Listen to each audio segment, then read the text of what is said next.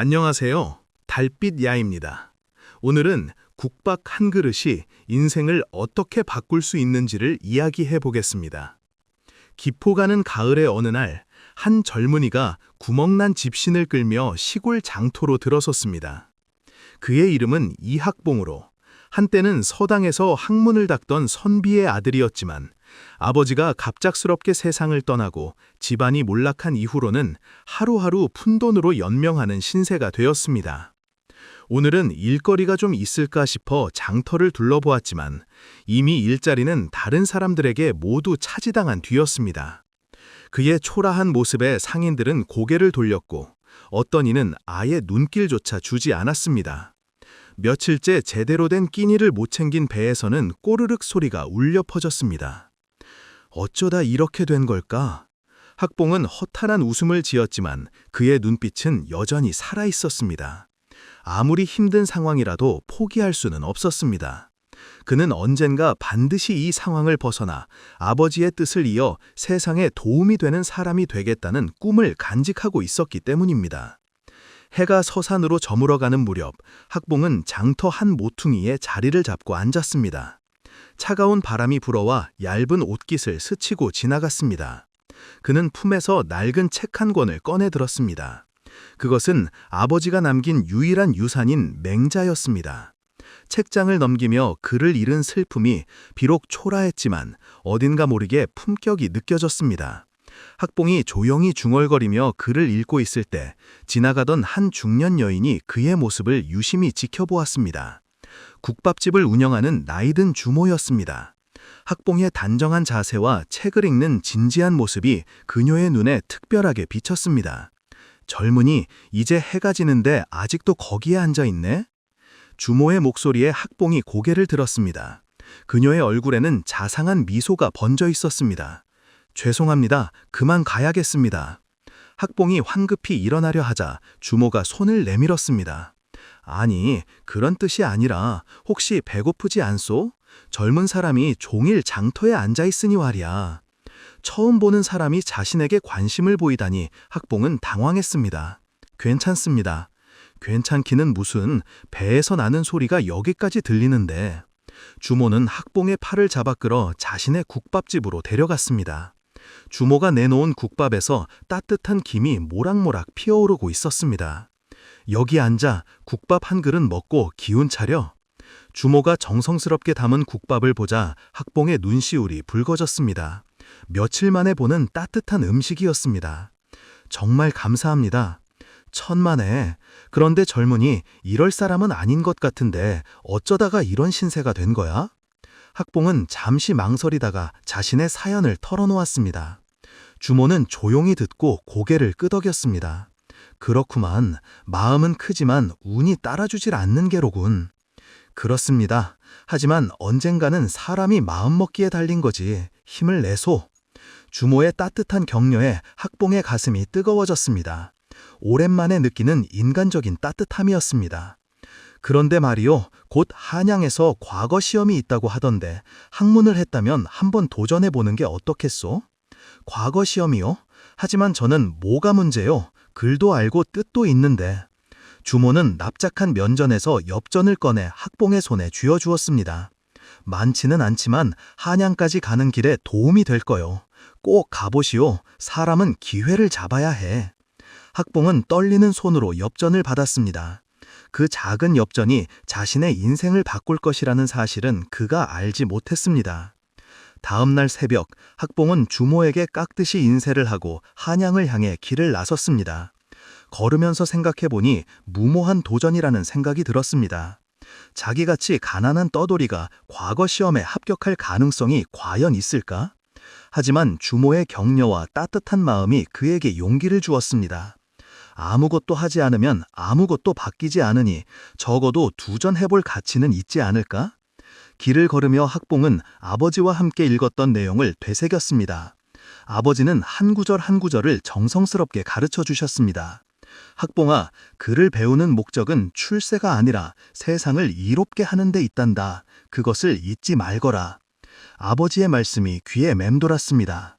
그렇습니다. 자신이 과거에 응시하는 이유도 단순히 벼슬을 얻기 위함이 아니라 백성들이 더 나은 삶을 살 수 있도록 돕기 위함이었습니다. 사흘간의 긴 여정을 걸어 드디어 한양에 도착한 학봉은 그 웅장함에 압도당했다. 높은 성벽과 기와집들이 줄지어 서 있는 모습, 그리고 거리를 오가는 수많은 사람들까지 모든 것이 낯설고 신기하게 느껴졌다. 과거 시험장 근처에는 이미 많은 응시자들이 모여 있었다. 대부분 비단 옷을 입고 하인을 데리고 온 양반 자제들이었다. 그들 사이에서 학봉의 초라한 모습은 더욱 두드러져 보였다. 몇몇은 글을 읽으며 수근거렸다. 저런 사람도 과거에 응시하나? 요즘 세상이 많이 변했나 보네. 학봉은 그런 시선을 의식하지 않으려 했지만 마음이 위축되는 것은 어쩔 수 없었다.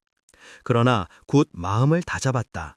중요한 것은 남의 시선이 아니라 자신의 실력과 의지라는 사실을 깨달았다. 드디어 과거 시험날이 밝았다. 학봉은 다른 응시자들과 함께 시험장에 들어섰다. 시험 문제가 발표되었다. 백성을 다스리는 도리에 대해 논하라. 학봉의 가슴이 뛰었다. 평소 아버지와 함께 고민했던 주제였고 자신이 떠돌며 직접 경험한 백성들의 고통을 이야기할 수 있는 좋은 기회였다. 다른 응시자들은 화려한 문체와 고전의 인용으로 자신의 글을 꾸미기 시작했다. 그러나 학봉은 자신이 직접 보고 경험한 현실을 바탕으로 진정한 마음에서 우러나온 글을 써내려갔다. 백성은 나라의 근본이다. 하지만 얼마나 많은 백성이 굶주리고 있는가. 나는 직접 그들과 함께 살며 그 고통을 몸소 체험했다. 화려한 궁궐을 짓기 위해 백성들이 중노동에 시달리고 과중한 세금 때문에 집을 떠나야 하는 현실을 보았다. 진정한 정치는 백성의 마음을 헤아리는 데서 시작된다. 관리란 백성보다 높은 자리에 있는 것이 아니라 백성을 섬기는 자리에 있는 것이다. 내가 만일 관직에 오르게 된다면 결코 이 마음을 잊지 않을 것이다. 학봉의 글에서는 진정성이 흘러넘쳤다. 화려한 수사는 없었지만 백성을 사랑하는 마음과 나라를 위하는 뜻이 한자 한자에 담겨 있었다. 합격자 발표일, 시험장 앞에는 수많은 사람들이 몰려들었다. 응시자들뿐만 아니라 그들의 가족, 친척, 하인들까지 모여 북새통을 이루었다. 학봉은 멀찍이 떨어진 곳에서 조용히 지켜보았다. 기대는 하지 않았다. 최선을 했지만 현실적으로 자신 같은 처지에서 합격하기는 어려울 것이라고 생각했다. 드디어 합격자 명단이 발표되었다. 강원급제 이학봉. 사람들이 웅성거리기 시작했다. 이학봉이 누구야? 학봉은 자신의 귀를 의심했다. 정말 자신의 이름이 불린 것이 맞을까? 이학봉은 어디에 있는가? 관리가 큰 소리로 외쳤다. 학봉은 떨리는 다리로 앞으로 나갔다. 여기 있습니다. 사람들이 일제히 학봉을 바라보았다. 초라한 옷차림에 그를 본 사람들은 믿을 수 없다는 표정을 지었다. 저 사람이 장원이라니 세상에 어떻게 이런 일이? 하지만 시험관은 학봉을 보며 만족스러운 미소를 지었다. 이 학봉의 답안은 진정성이 넘쳤다. 화려한 문체보다는 백성을 사랑하는 마음이 글에 있었고 실제 경험을 바탕으로 한 깊이 있는 통찰이 돋보였다. 학봉은 하늘을 올려다보며 감격의 눈물을 흘렸다.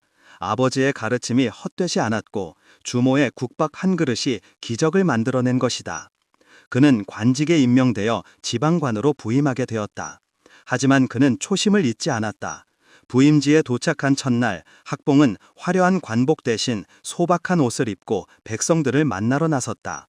농민들의 고충을 직접 듣고 그들의 어려움을 해결하기 위해 노력했다. 어느 날 학봉은 장터의 국밥집을 찾아갔다.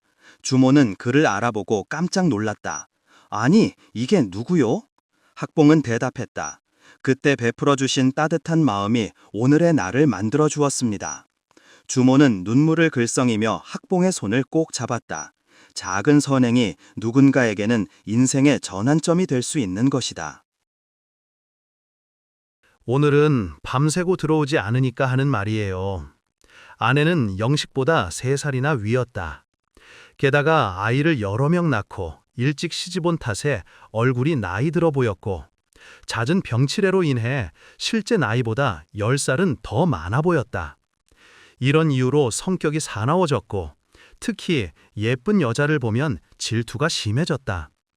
내가 언제 밤을 새우고 다녔어? 어쩌다 한 번 그랬지. 어쩌다 한 번이 뭐여? 기가 막혀서 하루가 멀다고 새벽에 들어오지 않았소. 알았어. 그만하소. 그때는 연애에서 늦어서 그렇게 된 거지. 내가 일부러 그랬나? 내가 아무것도 모르는 구식 여자라 속여도 모를 거라고 여기지만 다 알고 있어요. 당신 양복 주머니에 향수 냄새가 나는 여자 수건이 들어있던데? 요리집에서 기생의 수건을 술김에 넣고 온 게지. 아내는 그 말을 듣더니 서랍을 벌컥 열고 꽃봉투에 넣은 편지 한 장을 불쑥 내밀었다. 이것도 요리집에서 술김에 넣어준 편지요. 오늘 밤에도 이 편지 한 개 집배한테 가서 밤새도록 실컷 놀다 오시오. 나 같은 늙은 여자를 어떻게 당신 같은 젊은이가 헤아릴 수 있겠어? 밥이나 집고 빨래나 하지. 영식은 봉투를 물끄러미 바라보다가 잠깐 찡그리며 이게 어디서 나왔어? 하며 겉봉을 이리저리 뒤적거렸다. 누가 그걸 나한테 물어본단 말이야? 피현지 알라고 주소 알려줄 때는 언제고 능청스럽게 시친미를 딱 대시네. 영식은 아무 말도 하기 싫다는 표정으로 입을 다물고 있었다. 피현지의 주인은 청화당 기생 연화였다. 연화는 꽃봉오리처럼 탱글탱글한 얼굴에 영식을 잘 따랐다. 집에 와서 한참 누워있는 늙은 아내를 보다가 연화를 보면 숨통이 트이는 것 같았다. 아니, 무슨 편지를 보내고 그러냐. 내일도 볼 텐데. 속으로 그런 생각을 하다 보니 연화의 오동통한 얼굴이 눈에 아른거렸다. 당장 연화에게 뛰어가 귀여운 볼을 살짝 꼬집어주고 싶었다. 왜 그리 미친 사람처럼 휘죽거려요? 아내의 잔소리에 정신이 퍼뜩 들었다. 편지 보낸 사람의 주소와 이름이 없으니 누군 줄 알 수가 없었다. 속으로는 벌써 알아챘으나 아내가 옆에서 감시를 하는 바람에 어물어물했다. 그는 짐짓 화난 척하며 편지를 뜯지도 않고 장 위에 올려놓았다. 아내의 마음이 풀리면 슬그머니 갖다 보려는 속셈이었다. 왜 보지를 않어? 어서 보고 그녀한테 가시구려. 나 혼자 집 보고 있으려니까. 대체 그게 무슨 말이요? 있지도 않은 일을 잘 꾸며내는구려. 영식은 아내를 달래주려는 듯 손을 잡았다. 에이구, 당신 고생이 많구려. 내일은 동동구름으로라도 사와야겠는걸. 진짜로 사다 줄 거요? 그 비싼 걸? 그럼 사와야지. 당신이 얼마나 고생이 많은데. 아내는 그 말에 손을 치며 조금 전에 있었던 일들은 봄눈 녹듯 다 사라져버린 듯 아이처럼 좋아했다. 영식은 그런 아내를 물끄러미 갈아보며 한숨을 지었다. 여자란 저렇게 생각이 없어. 선물이면 끔박한다니까. 하지만 동동구름 후에 아내의 잔소리가 사라졌으니 다행이었다. 그런데 아내는 남편의 약점을 잡은지라 거침없이 요구가 나왔다. 나 혼자 살림살이 못하겠어. 할머니 간 후에 혼자 이 많은 살림살이를 하자니까 힘들어 죽겠구려. 그래, 사람 하나 얻으라니까. 얻지 않고 왜 그래. 영식은 아내에게 큰 선심을 쓰듯 나랬다. 아내의 요구를 들어주지 않으면 히스테리에 마음대로 외박할 수도 없었다. 사람이 어디 그렇게 입에 맞는 떡처럼 있어? 그래도 수소문하면 있겠지. 그런데 여보, 이번에는 아내 쪽이 수그려지며 말소리가 공손해졌다. 오늘 서산에 와서 사람 하나를 소개했는데 당장이라도 불러올 수 있다고 하더군요. 자식도 없고 서방도 없는데 일을 잘한다인군요. 나이는 얼마나 되었는데? 아주 젊대요. 자세히 물어보지는 않았지만 일도 잘하고 사람도 괜찮대. 젊다는 걸 안 영식은 이상한 흑심이 생긴 건 아니지만 호기심이 들었다.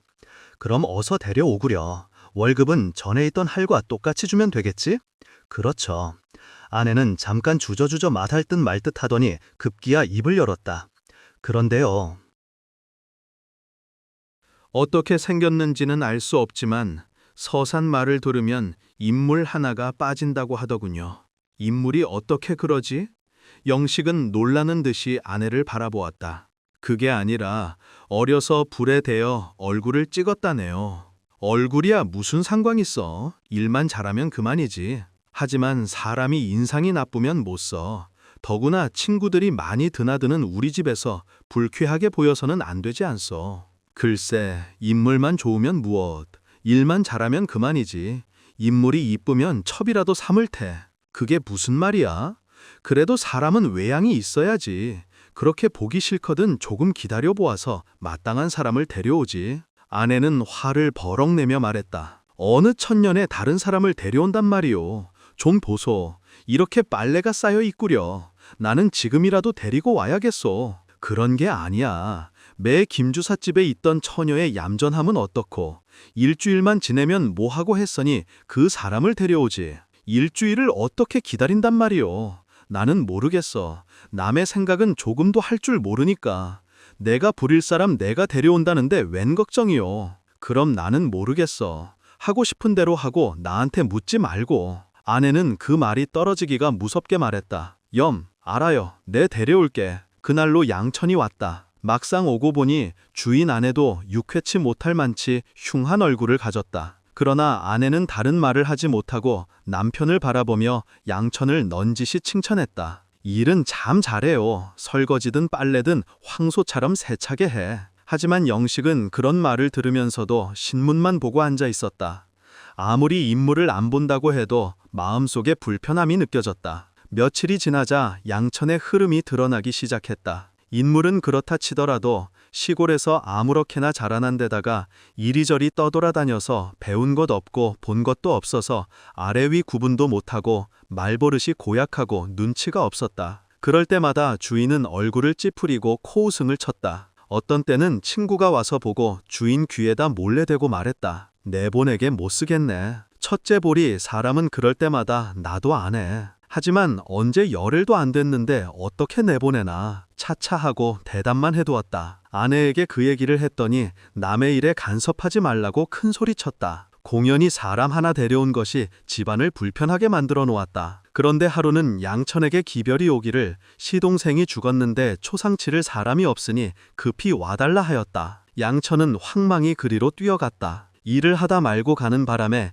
주인 아내는 어쩔 줄을 몰랐다. 그때 영식은 생각했다. 옳거니 눈에 가시 같았는데 잘 됐어. 그렇게 생각하면서 얼른 다른 사람을 불러와야겠다고 마음먹었다. 그래서 아내를 동정하듯이 이러하던 곳을 그대로 두고 가서 어떻게 한단 말이오 하고 은근히 걱정하는 척했다. 글쎄 말이야. 빨래는 하다 말고 그대로 내버리고 가서 그것도 걱정이오.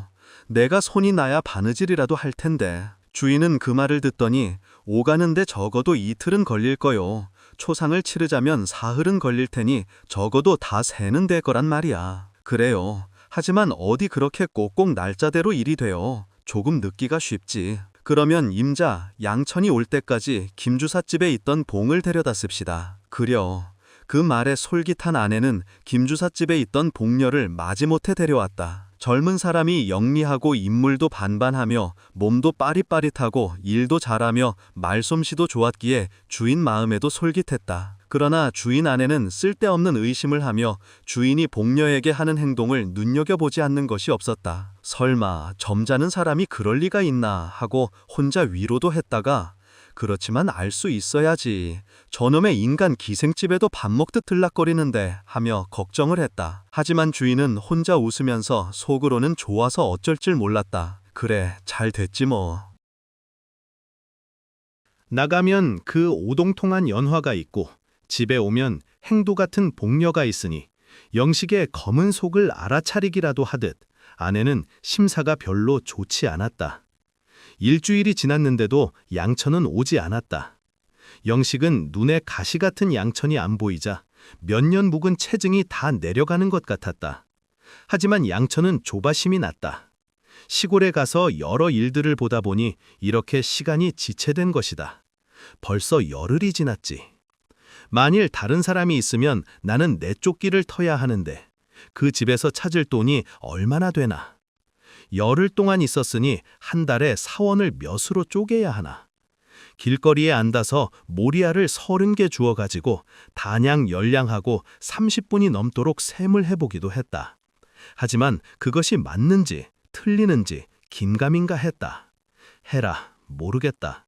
어떻든 이로는 주겠지. 그리고는 주인집으로 부지런히 발걸음을 옮겼다. 문을 열고 들어서니 낯선 여자가 부엌에서 밥을 하고 있었다. 그 모습을 보고 양천은 절망했다. 끝났네, 끝났어. 철 젊은 새학씨가 들어오더니 복녀와 눈이 마주칠 때는 마치 고양이가 쥐놀이하듯 무섭고 안칼진 질투의 불꽃이 두 눈에서 번개처럼 번뜩였다. 어서 오게, 왜 이렇게 늦었어? 쌀쌀한 말투가 양천의 귀에 들렸다. 급한 볼일이 있어 늦게 왔어요. 양천은 마루 끝에 서서 주인 아내를 보며 저 새학씨는 누구예요? 하고 물었다. 응, 새로운 사람이야. 양천은 얼굴이 빨개졌다. 그리고는 얼마간 아무 말이 없다가 속으로 생각했다. 저 사람은 자기보다 젊고 인물이 훤하다. 자기와는 견줄 만한 사람이 아니었다. 양천은 복녀를 보고 기가 한풀 꺾였다. 어떻든 앉아서 좀 쉬게, 어떻게든 결말을 내줄 터이니. 양천과 복녀 사이에 암투가 시작되었다. 그 암투는 이미 승리자가 판가름난 암투였다. 어디 감히 복녀와 양천을 비교할 수 있겠는가. 하지만 양천은 마지막 남은 끈을 놓지 않으려고 발버둥쳤다. 끝까지 정성을 다하여 주인에게 잘 보이려는 것이었다. 복녀가 밥상을 차리면 양천은 설거지를 하고, 양천이 마당을 쓸면 복녀는 마루를 쓸었다. 그날 저녁 주인 내외는 서로 앉아서 의논을 했다. 어떻게 해야 좋겠소?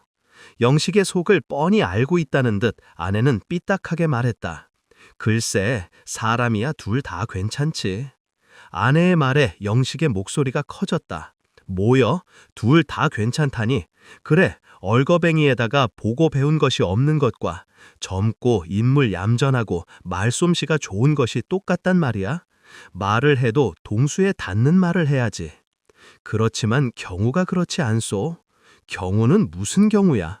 내 돈 주고 내가 사람 쓰는데 내 마음에 들면 쓰고 그렇지 않으면 내보내는 것이 세상 사는 이치지.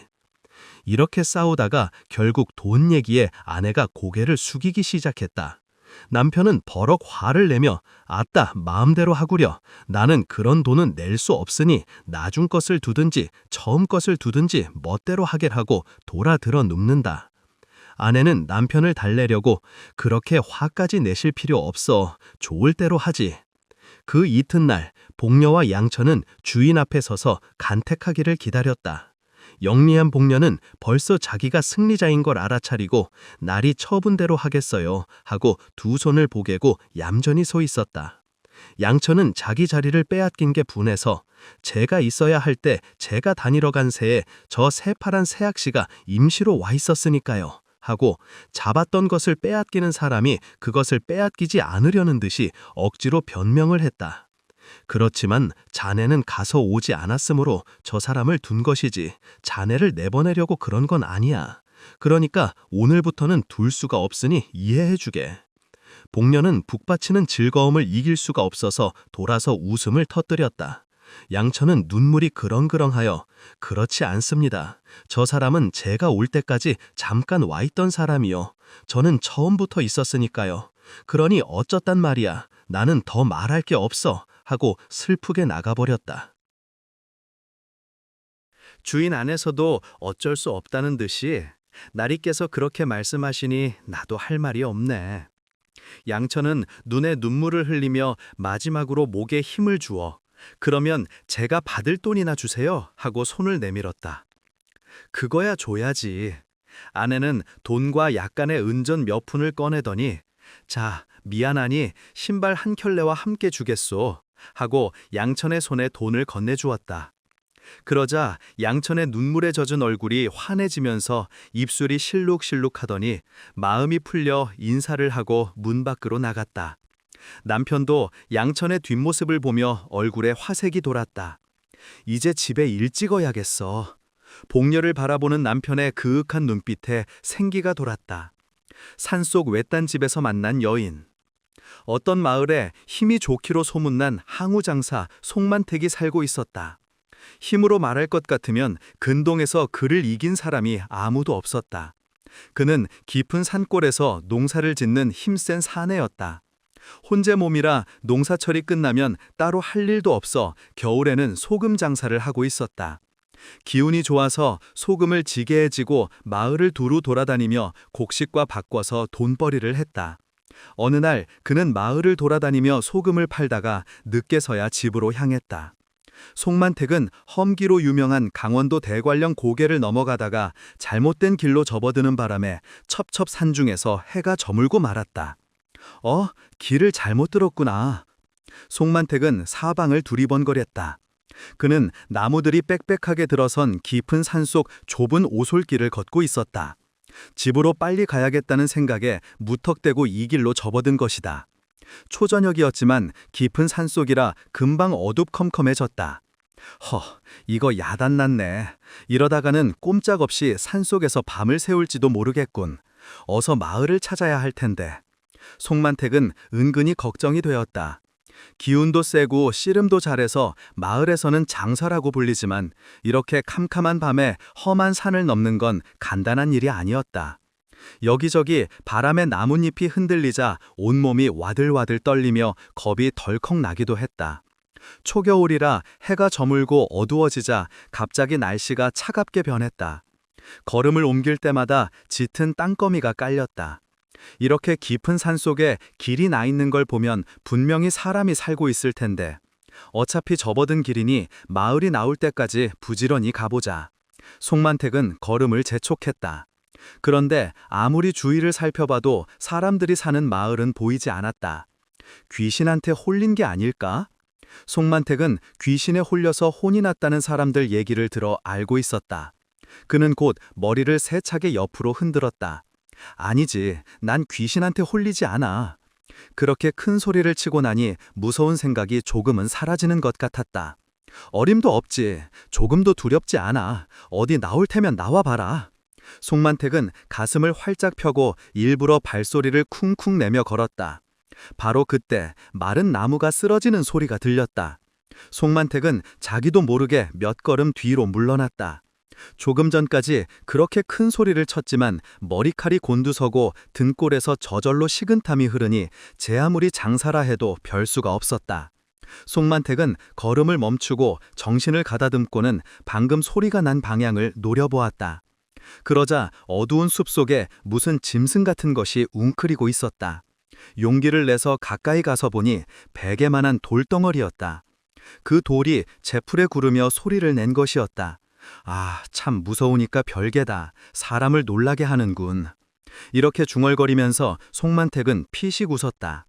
그러더니 갑자기 깜짝 놀랐다. 이건 송황당 아닌가? 어둠 속에서 자세히 보니 그건 틀림없이 상황의 돌무더기였다. 깊은 산속에 길가에 이런 상황이 있다는 것, 두말할 것도 없이 가까운 곳에 마을이 있다는 증거였다. 이젠 살았다. 송만택은 안도의 한숨을 내쉬었다. 이제 마을이 가까워졌다고 생각하자 그는 갑자기 다리가 아픈 걸 느꼈다. 그래서 잠시 쉬기로 하고 그 자리에 털썩 주저앉았다. 아니, 이건 또 뭐야?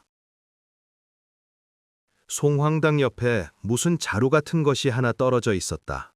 자세히 살펴보니 땅바닥 여기저기에 쌀이 흩어져 있었고 자루 속에는 아직도 상당한 양의 쌀이 그대로 남아 있었다. 누가 치고 가다가 쌀이 떨어진 줄도 모르고 그냥 갔나 보네. 송만택은 중얼거리며 그 쌀자루를 들어 소금지게 위에 얹었다.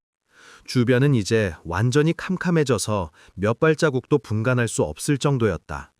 그러나 다행히 하늘이 맑아 달빛이 간신히 발을 내디딜 수 있게 해주었다. 송만택은 무거운 소금지게를 지고 한참을 걸었다. 갑자기 나뭇가지 사이로 반짝 빛나는 것이 보였다. 걸음을 멈추고 자세히 바라보니 그건 집에서 새어나오는 호롱불이었다. 저기 집이 있구나. 송만택은 뛰듯이 기뻐하며 무거운 소금지게를 지고 불빛이 새어나오는 곳으로 향했다. 가까이 가서 보니 험한 산길에 오두막이 한 채 있었다. 깊은 산속에서 그것도 캄캄한 밤이라 불빛이 유난히 밝아 보였다. 여보시오, 주인 계십니까? 송만택은 살며시 문을 밀며 소리쳤다. 그러나 대답이 없었다. 문에 사람 그림자도 비치지 않았다. 그래서 송만택은 헛기침을 두어 번 한 다음 다시 크게 불렀다. 주인 안 계십니까? 두어 번 부르고 조금 기다리자 방문이 소리 없이 열리고 여인이 나타났다. 누구신가요? 떠돌아다니는 소금장수입니다. 길을 잘못 들어 이렇게 엉뚱한 곳까지 오게 되었습니다. 미안하지만 여기서 하룻밤 묵어가게 해주시오. 송만택은 뒤통수를 긁적이며 정말 미안한 듯이 말했다. 이 일을 어쩌지요. 이 집에는 나 혼자뿐인데 깊은 밤 중에 정말 미안합니다. 헛간에서라도 하룻밤 묵고 가게 해주시오. 그래도 손님을 어떻게 그럴 수야. 아무튼 우선 방으로 들어오세요.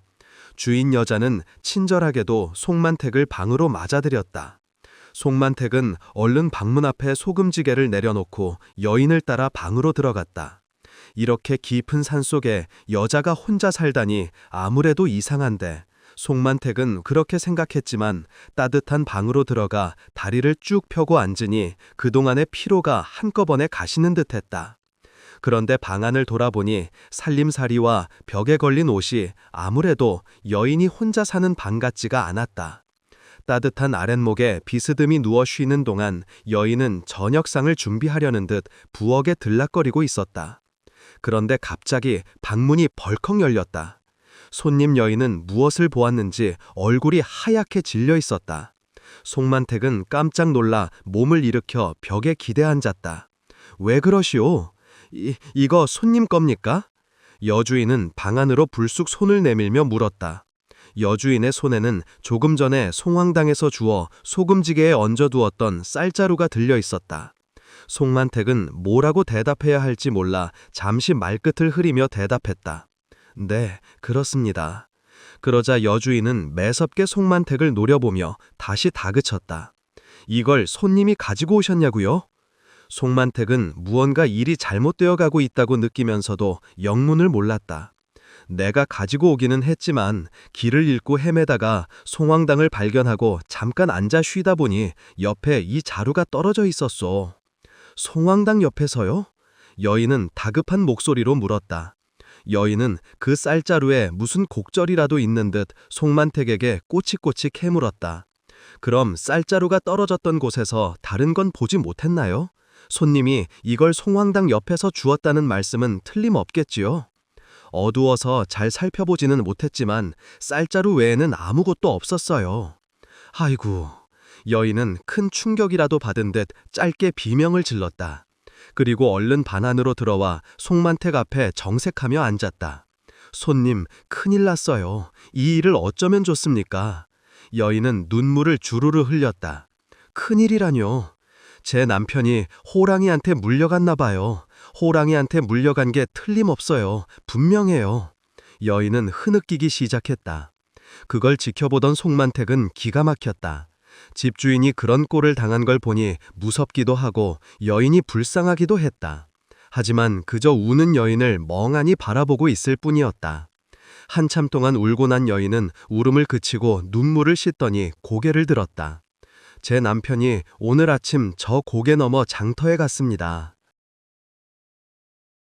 필요한 걸 사려고 이 자리에 쌀을 넣어서 팔려고 갔지요.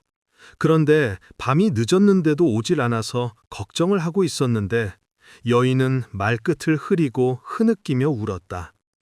송만택이 마음을 가다듬고 조용히 물었다. 주인 양반이 호랑이한테 물려간 게 분명하다고 생각하는 까닭이 무엇입니까?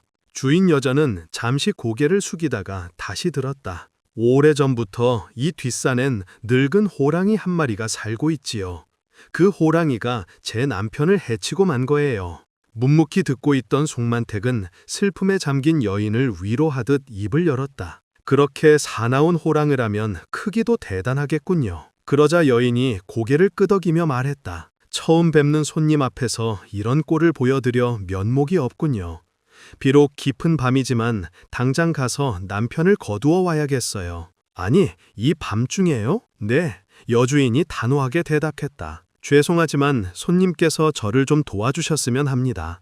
우선 식사부터 하시고 밤이 더 깊어지기 전에 저와 함께 가도록 해요. 주인 여자는 송만택에게 쌀자루를 주었던 곳까지 함께 가달라고 간곡히 부탁했다. 송만택은 여인이 차려주는 밥상을 대하고 앉았으나 밥이 제대로 목구멍으로 넘어가지 않았다. 하지만 워낙 시장했던 터라 대충 요기를 했다. 그 사이에 여인은 횃불을 만들기 위해 관소를 가지고 와서 불을 비췄다. 그러나 송만택은 시장하던 참에 밥을 먹고 나니 졸음이 쏟아져 죽을 지경이었다. 부인, 날이 밝으면 그때 가돈 듣지 않을 텐데요. 그러자 여인이 송만택을 노려보았다. 손님이 그렇게 매정하시다면 하는 수 없군요. 남편의 시신도 못 찾을 바야 살아서 뭘 하겠어요. 여인은 부엌으로 달려가 날이 선 칼을 들고 왔다. 송만택은 기겁을 하며 손을 저었다. 아, 알았습니다, 부인. 여자의 몸으로 이렇게 나서는데 어찌 제가 보고만 있겠습니까? 함께 가겠습니다. 송만택은 시키는 대로 횃불을 들고 여인의 뒤를 따라 나섰다. 쌀자루를 주었던 곳까지 가자 군데군데 핏자국이 보였고 큼직한 호랑이 발자국이 남아 있었다. 그들은 발자국을 따라 숲으로 들어갔다. 송만택이 높이 든 횃불이 숲속을 환하게 비췄다. 하지만 언제 어디서 무서운 호랑이가 뛰어나올지 몰라 송만택은 간이 콩알만하게 오그라들었다. 드디어 두 사람은 호랑이 구을 앞에 이르렀다. 호랑이는 횃불을 들고 뒤쫓는 사람들을 알아보고 주춤거리며 물러서다가 구을 앞에 이르자 버티고 서서 으르렁거렸다. 송만택은 무서워서 온몸을 떨었다. 횃불을 좀 더 높이 들어주세요. 여인이 낮은 목소리로 말했다. 송만택은 호랑이의 정신이 팔려서 호랑이 앞에 쓰러져 있는 사람을 보지 못했다. 호랑이 발 앞에 쓰러져 있는 사람은 여인의 남편이었다. 그는 온몸이 피투성이가 되어 있었고 몸의 한쪽에 호랑이에게 물린 자국이 크게 나 있었다. 호랑이는 커다란 발톱을 내밀고 여인의 남편을 앞발로 누르고 있었다. 여인은 남편을 보자 겁도 내지 않고 호랑이 앞으로 다가갔다. 제가 호랑이 앞으로 뛰어들 테니 횃불을 크게 흔들어 주세요. 송만택은 겁이 나서 꼼짝을 할 수 없는 지경이었으나 여인이 시키는 대로 횃불을 들고 크게 원을 그리듯이 휘저었다. 그 순간 여인은 번개같이 호랑이 앞으로 뛰어들어 쓰러진 남편을 안고 달리기 시작했다. 그러자 화가 난 호랑이는 땅이 흔들리도록 무서운 소리로 울부짖으며 금방이라도 여인의 치맛자락을 물듯이 바싹 뒤를 따라왔다. 남편을 안고 달리던 여인이 송만택을 돌아보았다. 횃불을 들고 제 뒤를 따르시겠어요? 아니면 제 남편을 업고 앞장을 서겠어요? 송만택은 기가 막혔다. 횃불을 들고 여인의 뒤를 따르자니 호랑이에게 물릴 것 같았다. 그렇다고 시신을 업고 선다는 것도 소름이 끼치는 일이었다. 그래서 잠시 대답을 하지 못하고 망설이고 있자 여인이 재촉했다. 이러다가는 우리 두 사람 모두 호랑이 밥이 되고 말겠어요. 어떻게 하시겠어요? 어서 결정하세요. 송만택은 횃불을 들고 호랑이가 가까이 오지 못하게 하며 여인의 뒤를 따라가는 편이 더 나을 것으로 판단했다. 뒤를 따라가면서 횃불로 호랑이가 가까이 오지 못하게 막겠어. 그럼 됐어요. 어서 도망칩시다. 여인은 남편을 둘러엎고 손살같이 내달았다. 그 걸음이 어찌나 빠른지 송만택은 횃불을 들고 허겁지겁 그 뒤를 따랐다. 성난 호랑이가 미친 듯이 울부짖으며 바싹 뒤를 쫓아오는데 호랑이의 비릿하고 뜨거운 숨결이 송만택의 등에 닿았다. 그럴 때마다 송만택은 눈앞이 아찔해졌다. 송만택은 횃불을 들고 뒤따라가며 쫓아오는 호랑이를 막았다. 두 사람은 한참 동안 정신없이 달렸다. 드디어 여인의 오두막에 도착했다. 집으로 들어가자 호랑이는 단념했는지 더는 따라오지 않았다. 그러나 사실은 그게 아니었다. 호랑이는 잠시 몸을 숨겼을 뿐이었다. 여인은 그걸 잘 알고 있었다. 손님은 이 방에서 꼼짝하지 말고 남편을 지키고 계세요. 여인이 말했다. 그럼 부인은 어딜 가실 작정입니까? 송만택은 불안한 얼굴로 물었다. 호랑이가 가만히 있을 것 같아요? 이제 곧 여기까지 달려올 테니 두고 보세요. 호랑이가 여기까지 말인가요? 그래요. 저는 호랑이를 없애고 오겠어요. 여인은 밖으로 나가 거적을 가져와 머리에 쓰고 방문 앞에 웅크리고 앉았다. 손에는 날이 시퍼런 도끼를 들고 얼굴은 비장한 각오로 굳어져 있었다. 호랑이를 기다리는 것이었다. 과연 잠시 후 호랑이가 발소리를 죽이고 슬금슬금 집 앞까지 왔다. 호랑이는 집안에서 나는 피냄새를 맡았는지 마당으로 들어보더니 앞발로 방문을 눌렀다. 방 안에서 남편을 지키고 있던 송만택은 그만 비명을 지르며 쓰러져 정신을 잃고 말았다. 그와 동시에 호랑이는 방문을 열고 방 안에 머리를 쑥 뒤밀었다. 바로 그 순간이었다. 여인이 번개처럼 일어나 도끼로 호랑이 머리를 정확하게 내리찍었다. 황소처럼 몸집이 큰 호랑이는 날카롭게 비명을 지르며 공중으로 뛰어 올랐다가 떨어지면서 전신을 떨다가 결국 숨을 거두고 말았다. 무서운 호랑이는 이제 쓰러졌다. 여인은 도끼를 집어던지고 방 안으로 뛰어들어와 정신을 잃고 쓰러져 있는 송만택의 팔과 다리를 열심히 주물렀다. 한참 지나자 송만택이 정신을 되찾았다. 이제 안심하세요. 제가 그 호랑이를 없앴어요. 자, 저기 마당을 보세요. 갑자기 주인 여자는 조금 전과는 전혀 다르게 공손한 목소리로 말했다. 이 모든 게 손님 덕분입니다. 어쩌다가 이런 곳에 오셔서 어렵고 힘든 일을 겪게 됐네요. 부끄럽고 죄송할 따름입니다. 널리 이해하시고 용서하세요. 이제 모든 게 끝났으니 안심하셔도 됩니다. 여인은 똑바로 앉아 다소곳이 고개를 숙였다. 소금장수 송만택은 역시 빠진 사람처럼 멍하니 여인을 바라보았다. 그러는 사이에 날이 밝았다. 아침 해가 떠오르자 여인은 송만택의 도움을 받아 남편을 뒷산에 정성껏 모셨다. 송만택은 지난 하룻밤이 마치 악몽과도 같았다.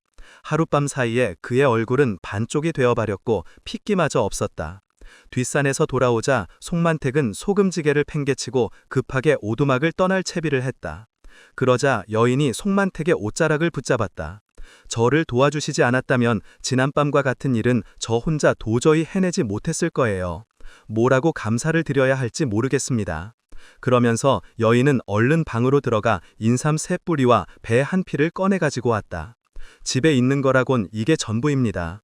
보잘것없는 물건이지만 받아주세요. 그리고 저기 있는 저 호랑이도 손님 덕에 잡을 수 있었으니 가지고 가시도록 하세요.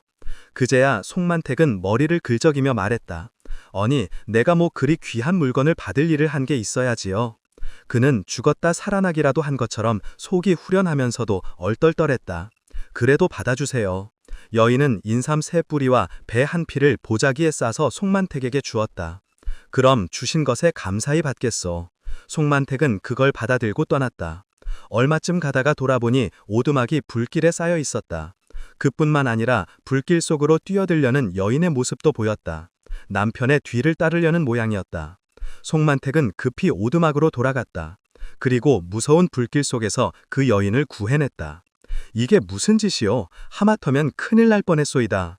여인은 원망스러운 눈으로 송만택을 바라보았다. 그냥 내버려 두세요. 불길에 달아오른 여인의 얼굴이 무척 아름다웠다. 송만택은 잠시 머뭇거리다가 여인의 손을 덥석 잡았다. 이것도 인연인가? 지나간 불행은 모두 잊고 힘을 합쳐 함께 잘 살아봅시다. 호랑이 가죽을 팔면 눈맞춤이라도 마련할 수 있을 거예요. 그러자 여인은 부끄러운 듯 고개를 숙이더니 송만택을 따라 나섰다. 나란히 걸어가는 두 사람의 앞길을 아침 햇살이 포근하게 비춰주고 있었다. 그들은 송만택의 고향으로 가서 집안을 꾸미며 아들, 딸 낳고 행복하게 살았다.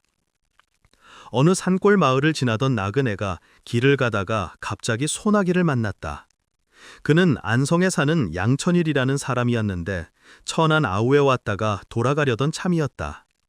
내리는 비를 피하기 위해 길가의 오두막집 처마 밑에 서 있던 그는 비가 그치길 기다리며 얼마 전 돌아가신 어머니가 남긴 말을 떠올렸다. 난 내 친어미가 아니다. 주막에서 일하던 여인이 너의 친모다. 너에게 정의를 돌려줄 수가 없었단다. 주막을 정리하면서 너를 데려와 지금까지 키워온 것이야. 날 용서해라. 그리고 천일이 아우의 장터 주막에서 태어났다는 것과 어머니가 잠시 맡기고 떠난 사이 지금의 안성으로 떠나왔다는 사실을 털어놓고 눈을 감았다. 오늘 천일이 장터에 온 것도 친모를 찾기 위해서였다. 하지만 30년이나 지난 지금 얼굴도 모르는 친모를 찾는다는 건 솔밭에 떨어진 바늘을 찾는 것보다 어려운 일이었다. 천일이 생각에 잠겨 있는데 안에서 문이 열렸다. 주인 할머니였다. 젊은 양반, 이리 들어와 비라도 피하시오. 마음씨 좋게 생긴 할머니가 다정하게 권하자 천일은 감사히 여기며 안으로 들어섰다. 아담하고 조용한 집인데 주인 내외만 덩그러니 사는 듯했다. 그러나 곧 그칠 것 같은 비가 더 세차게 쏟아지기 시작했다. 오늘 중으로 죄를 넘어가야 하는데 조금도 어려워 말고 무얼 가시오? 아들 같아서 그러는 거요. 배를 끼시지 않을까요? 바깥돌은 오실 텐데. 영감은 장터에서 늦게 나올 거요. 불편하겠지만 아래짜고 가시오. 할머니는 천일에게 할아버지의 옷을 내주고 비에 젖은 옷은 벗겨내어 말려주었다. 정말 고맙습니다. 자제분들은 없으십니까? 할머니는 바디랑처럼 굵게 주름이 진 얼굴에 쓸쓸한 미소를 지었다. 젊은 분을 보니 갑자기 옛 생각이 나는구랴. 내 얘기 한번 들어보겠소? 이 심심하던 차인데 해보십시오. 할머니는 따뜻한 아랫목에 발을 묶고 앉아 얘기를 시작했다. 나는 본래 서울 양반집의 종이었소. 어려서 부모를 여의고 형제를 멀리 떠나 서울에 가서 종노릇을 하자니 먹고 자고 일만 하는 고달픈 생활이었지. 어렸을 때는 그럭저럭 지냈는데 나이 19에 이르니 불현듯 고향이 그리워서 밤에는 잠도 안 오고 고향 산천을 그리며 눈물로 세월을 보냈다오. 나중에는 도저히 참을 수 없어서 남장을 하고는 밤에 몰래 주인을 도망쳐 나왔다오. 밤낮으로 고향을 향해 걸어가던 어느 날 나루터에서 한 사내를 만났지 뭐요. 장사꾼이었소. 그 사내는 젊은이가 피곤하고 처량해 보였던지 어디 사는 누군데 어디로 가는 길이요 하고 묻더군. 공주에 있는 고향으로 돌아가는 길입니다 하고 말했더니 그 사내가 나도 그쪽으로 가는 길이요. 길동무를 만났으면 하던 참인데 마침 잘 되었소. 우리 동행합시다 하고 말했지. 그 사내를 자세히 보니 인물이 빼어나고 나이도 나보다 2살 정도 많아 보여서 먼 길을 혼자 가는 게 조금 불안하던 참이라 조심스럽게 그 제안을 받아들였다오. 함께 가다가 날이 저물어 우리는 주막에 들어갔지. 다른 손님은 없었고 방에 단둘이 나란히 누워 지난 일을 얘기하던 중에 그만 남장을 한 여자라고 실토를 했지. 혈기왕성한 젊은 남녀가 한 방에 누워 있으니 그 긴 밤을 견뎌낼 수 있었겠나. 그 사내가 마침내 나를 끌어냈지. 나도 은근히 그 사내가 좋았기 때문에 하라는 대로 내 몸을 맡기고 말았다오. 바로 그날 밤 인연을 맺은 사내가 바로 지금의 내 주인 영감이라오. 할머니는 그날 있었던 일을 소상하게 말해주었다. 그렇게 두 분이 만나셨군요. 그런데 자제분들은 따로 사시나 봅니다. 거기에는 슬픈 사연이 있다오. 아이고, 주책바가지. 처음 만난 양반한테 별 얘기를 다 구려. 그러더니 할머니의 눈에 이슬이 맺혔다. 천일은 괜찮은 걸 물어본 것 같아 불안해졌다. 죄송합니다. 제가 쓸데없는 걸 물어본 것 같습니다. 할머니는 한숨을 쉬더니 아랑곳하지 않고 말을 이어나갔다. 우리 둘은 냉수 한 그릇 떠놓고 혼례를 치렀지. 그는 하던 일을 마무리하고 다시 돌아오겠다며 나에게 주막에서 기다리라고 하더군. 할머니는 그때의 일을 회상하는지 한참 동안 눈을 감고 있더니 다음과 같은 이야기를 들려주었다. 여자는 주막에서 남편이 오기를 기다렸다. 하지만 하루가 지나고 이틀이 지나도 사내에게선 소식이 없었다. 새댁만 놔두고 가버린 거 아니요? 그럴 리 없어요. 돌아올 거예요. 일이 늦어지나 봐요. 그렇게 기다린 지 한 달이 넘은 어느 날 여자는 태기가 있었다. 주막집 여주인은 안타깝게 여자를 친동생처럼 살펴주었다. 여자가 아이를 낳아 기르는 동안에도 남편은 소식이 없었고 돌아올 희망마저 없어 보였다. 마침내 여자는 남편을 기다리다 지쳐가기로 마음먹었다. 아이를 맡아주겠다는 여주인의 말에 여자는 길을 나서 남편을 찾아 나섰다. 장터에 가서 수소문을 해보니 장사일이 잘못되어 그동안 옥에 갇혀 있었다. 남편을 찾아 여기저기 헤매다 보니 한 달 만에 간신히 갇힌 남편을 만날 수 있었다. 아이 이름도 지어주셔야죠. 정말 미안하오. 이제 석 달만 기다리면 나갈 수 있어. 여자는 남편과 헤어져 부랴부랴 아기가 있는 주막으로 서둘러 돌아왔다. 그런데 돌아와 보니 주인 여자가 사라지고 없었다. 여자뿐만 아니라 아기까지 사라진 뒤였다. 상주댁이란 여자가 주막을 헐값에 넘기고 아기를 데리고 어디론가 사라진 것이다. 여자는 미친 듯이 여기저기 아이를 찾아다녔다. 근방에 있는 사람들에게 주막이 어디로 갔는지 수소문해도 아무도 알지 못했다. 심지어 주막을 넘겨받은 상주마저도 갑자기 헐값에 자기에게 주막을 넘긴 이유를 알지 못했다.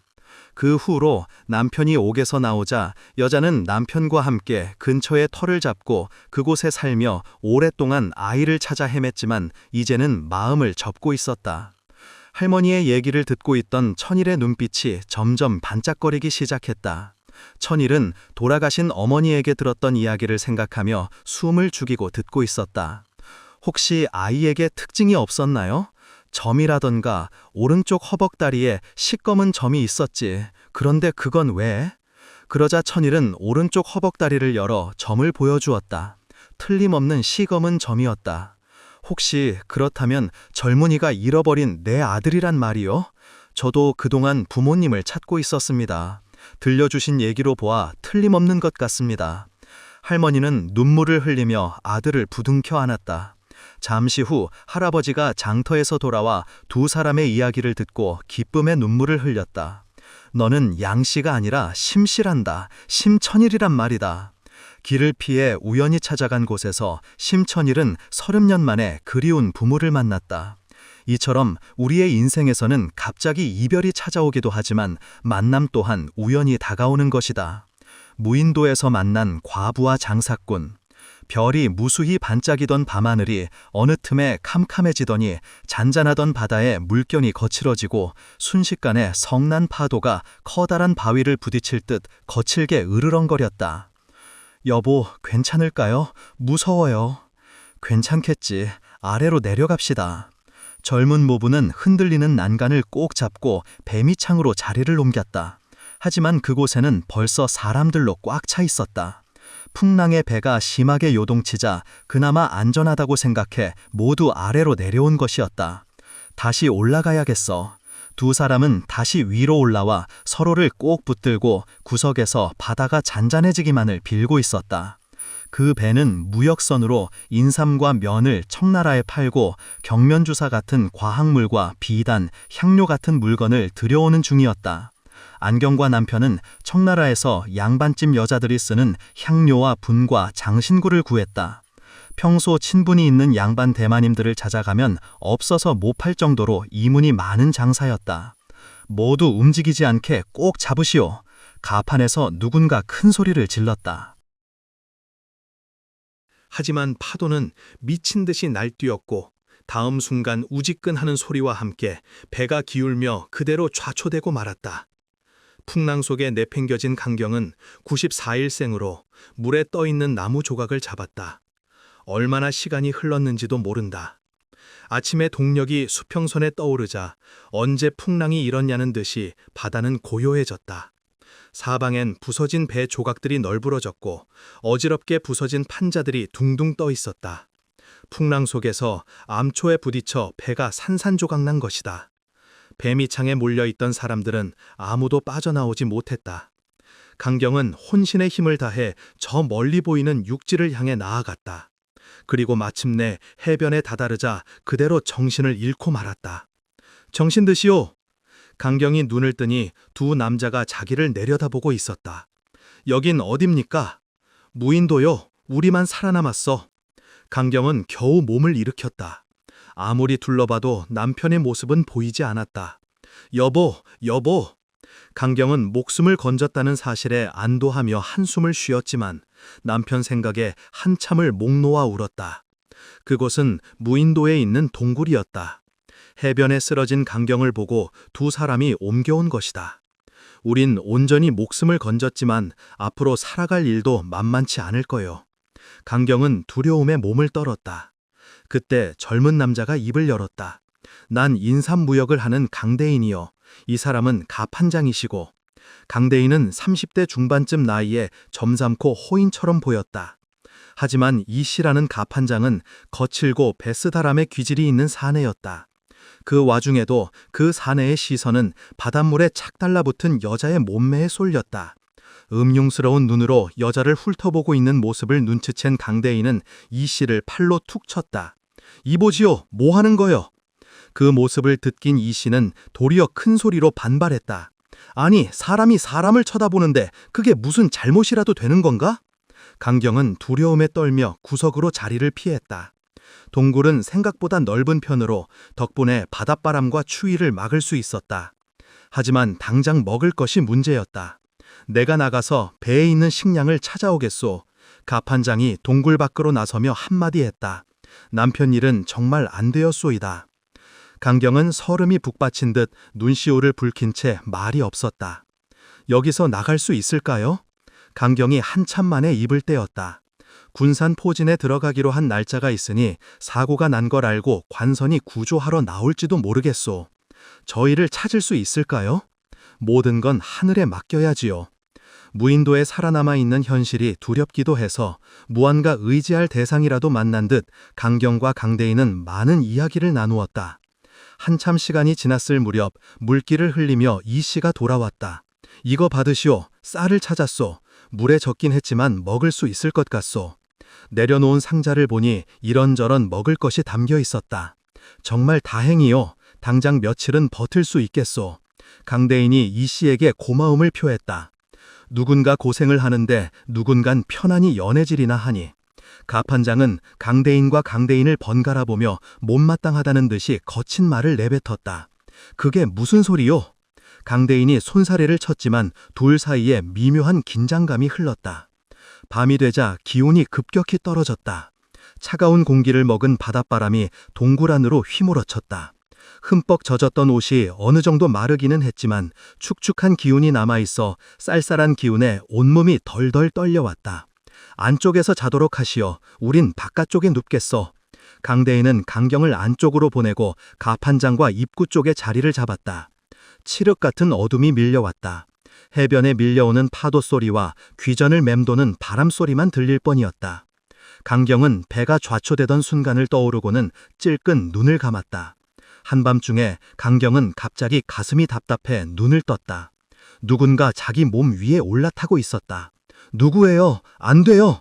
강경은 필사적으로 사내를 밀쳐내려 했지만 억센 남자의 소나기를 벗어날 수 없었다. 그때였다. 비명을 듣고 누워있던 다른 사내가 달려들어 서로 엉켜 싸우기 시작했다. 그만둬요. 이게 무슨 짓이요? 두 사람은 씩씩거리며 싸움을 그쳤지만 한동안 흥분을 가라앉히지 못했다. 성인군자처럼 굴지 마시오. 서방이라도 되는 줄 아시오. 가판장이 험상궂은 표정으로 강대인에게 내뱉었다.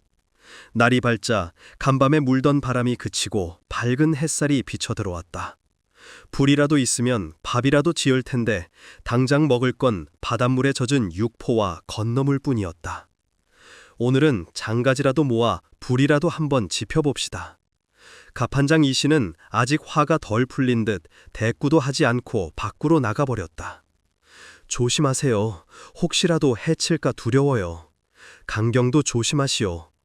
두 사람이 마른 나뭇가지를 주워 모아 천신만고 끝에 불을 붙였을 무렵 밖에 나갔던 이 씨가 돌아왔다. 손에 금화가 들려 있었다. 배 밑청에서 이걸 발견했어. 이제 주인 없는 동이지. 다 내 거란 말이야. 여기서 살아나가지 못하면 그게 다 무슨 소용이 있는가. 가판장은 강대인을 쏘아보며 한마디 했다. 닥쳐. 당신 목숨도 내 숨 위에 있어. 나 아니면 당장 바닷속에 들어가 먹을 거 하나 찾을 수 없는 주제. 강대인은 더 이상 아무 말도 할 수 없었다.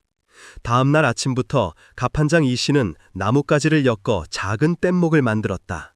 가라앉은 배에서 금화와 감나가는 보석을 찾아낼 생각이었다. 뗏목이 만들어지자 이 씨는 배가 가라앉은 곳을 향해 힘차게 헤엄쳐 갔다. 하지만 어두워져도 그는 돌아오지 않았다. 밤이 되자 폭풍이 심해지고 파도가 거세졌다. 그래도 그는 오지 않았다. 기나긴 밤이 지나고 바다가 잔잔해지며 햇살이 비쳤지만 가판장 이 씨는 끝내 돌아오지 않았다. 해변엔 전날 만들었던 뗏목이 밀려와 둥둥 떠다니고 있을 뿐이었다. 아무래도 사고를 당한 것 같아. 네, 그런 것 같군요. 남은 두 사람은 희망의 끈을 놓지 않았다. 바위 틈에 자라는 해조리와 조개, 먹을 수 있는 해산물을 찾아내 먹거리로 삼았다. 그렇게 여러 날이 지났다. 혹시라도 지나가는 배라도 있을까 해변에 나가 살펴보던 어느 날, 이리 나와보시오! 강대인의 흥분한 목소리가 들렸다. 불길에 달려나간 강경은 눈앞에 군산포진에서 나온 관선의 모습을 보았다. 연기를 보고 그들을 발견한 것이다. 이제 살았어! 하나님 감사합니다! 두 사람은 그렇게 무인도를 떠났다. 사고를 당한 지 달포 만이었다. 나도 혼자 몸이니 같이 살지 않겠소. 강대인의 구원에 강경은 말없이 고개를 끄덕였다.